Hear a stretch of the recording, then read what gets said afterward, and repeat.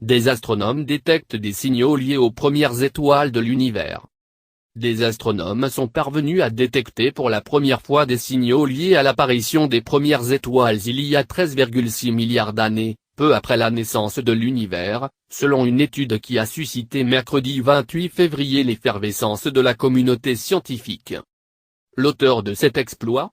Un petit radiotélescope installé en Australie, dont l'antenne a la largeur d'un réfrigérateur.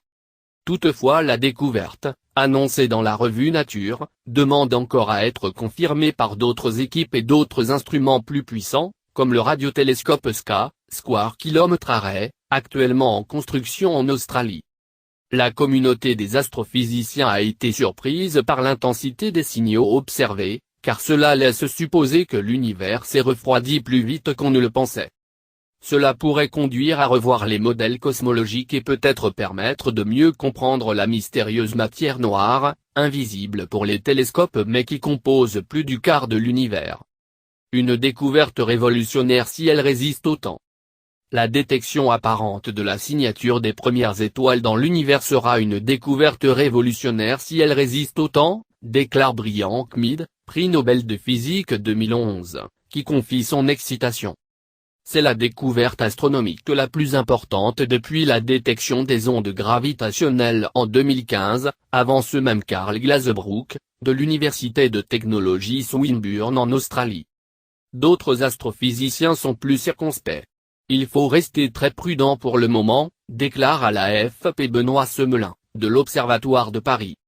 Mais si l'observation est confirmée, c'est une découverte majeure car elle impliquera de changer les modèles sur la naissance de l'univers. La découverte est le fruit d'un travail entamé il y a 12 ans par une équipe menée par l'astronome Judith Bowman, de l'Université d'État de l'Arizona, ASU. Bruit d'aile d'un colibri. C'était un vrai défi technique de détecter ce signal qui montre que des étoiles étaient déjà actives environ 180 millions d'années après le Big Bang, relève Pete Kurczynski, de la National Science Foundation, NSF, qui a financé l'étude.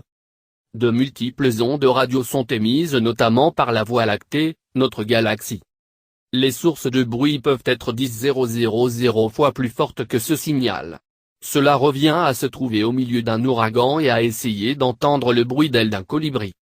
Malgré tout, ces chercheurs avec leurs petites antennes radio dans le désert ont vu plus loin que les télescopes spatiaux les plus puissants, ouvrant une nouvelle fenêtre vers le jeune univers, ajoute-t-il. L'étude a également révélé que le gaz dans l'univers, au moment de l'apparition des premières étoiles, était beaucoup plus froid que prévu. Il aurait été de 3 degrés Kelvin moins 270 degrés Celsius. L'énigme de la matière noire. L'astrophysicien Renan Barkana, de l'Université de Tel Aviv, avance une explication dans une autre étude, publiée également dans Nature. Selon lui, la matière ordinaire serait entrée en interaction avec la matière noire et lui aurait cédé progressivement de l'énergie. Si l'idée de Barkana est confirmée, nous aurons appris quelque chose de nouveau et de fondamental à propos de cette mystérieuse matière noire. La matière noire représente 26,8% de l'univers.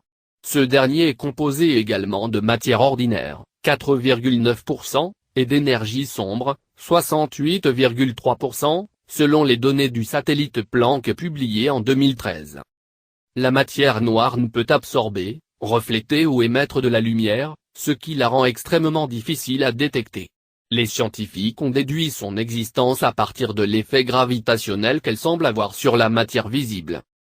Mais pour Benoît Semelin, l'hypothèse de Renan Barkana semble spéculative pour le moment.